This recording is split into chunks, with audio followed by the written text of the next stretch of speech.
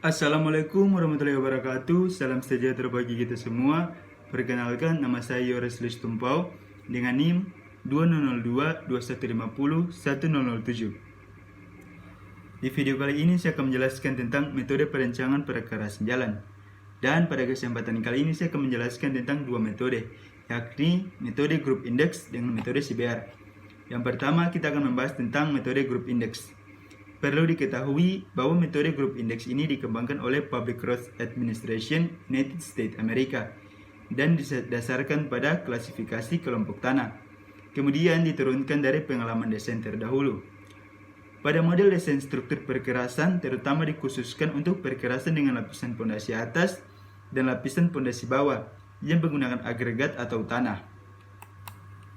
Adapun bagaimana cara kita menghitung nilai group index, yaitu dapat dihitung dengan rumus 0,2A tambah 0,005A kali C kali 0,01 kali B kali D kali 4 kali 1. Kemudian adapun persentase pada nilai group index ini, yang mana yang pertama, sebagian dari persentase material yang lolos pada saringan nomor 200 yang lebih besar 35% dan tidak lebih besar dari 75% dan dinyatakan sebagai bilangan positif bulat antara 0 sampai 20. Yang kedua, sebagian dari persentase material yang lolos saringan nomor 200 yang lebih besar dari 1,5% dan tidak lebih dari 55% dinyatakan sebagai bilangan positif bulat antara 0 sampai 40. Yang ketiga, sebagian dari batas Scaler yang lebih besar dari 40% dan tidak lebih dari 60 OH dinyatakan sebagai bilangan positif bulat antara 0 sampai 20. Dan yang keempat, sebagian dari indeks plastis yang lebih besar dari 10% dan tidak lebih besar dari 30% dinyatakan sebagai bilangan positif bulat antara 0 sampai 20. Yang kedua, metode CBR. Perlu kita ketahui bahwa metode ini paling banyak dipakai untuk perencanaan perkerasan lentur yang awalnya dikembangkan oleh California Division of Highway, kemudian ditindaklanjuti oleh US Army Corps of Engineering.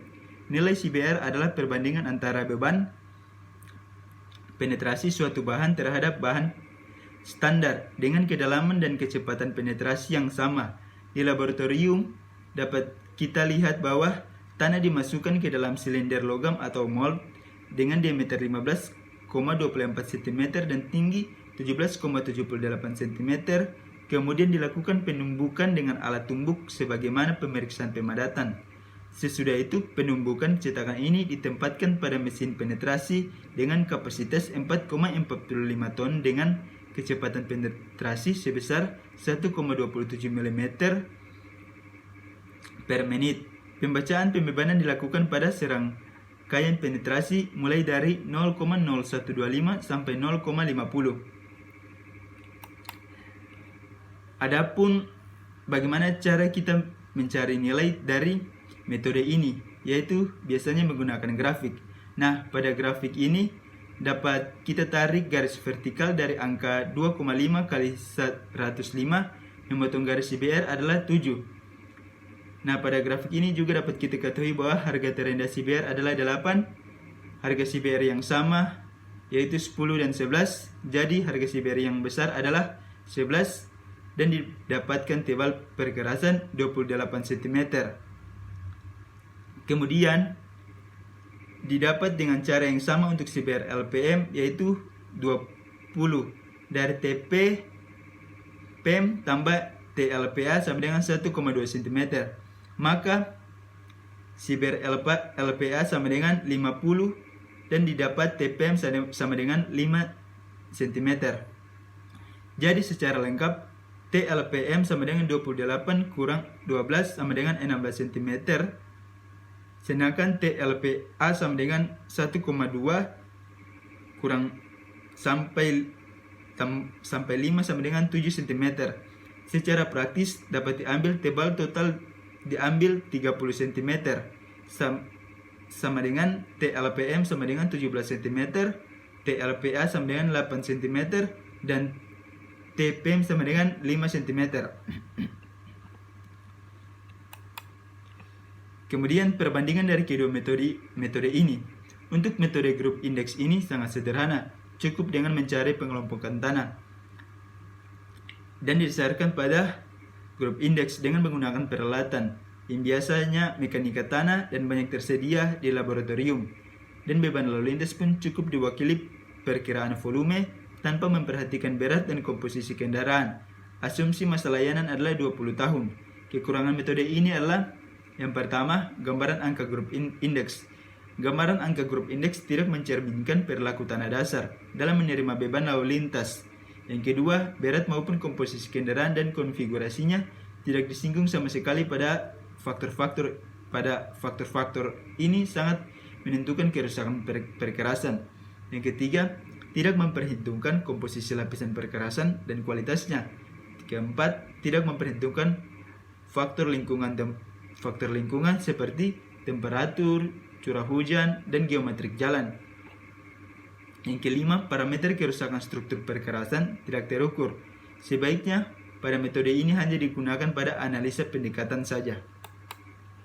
Sedangkan untuk metode CBR atau California Bearing Ratio, ini dapat dilakukan pemeriksaan dengan ditakukan terhadap tanah dasar, dapat dilakukan di laboratorium atau di lapangan.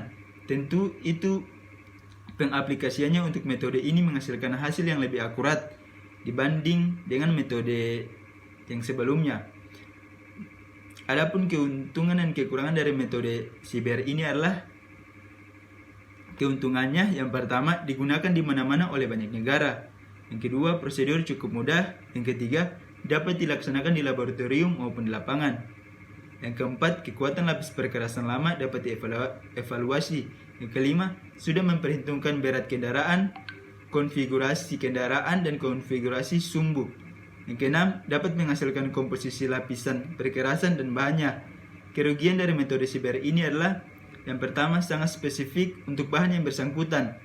Yang kedua, bila hasil terdahulu harus diikuti, prosedur tersebut harus benar-benar tidak menyimpang dari tes lama.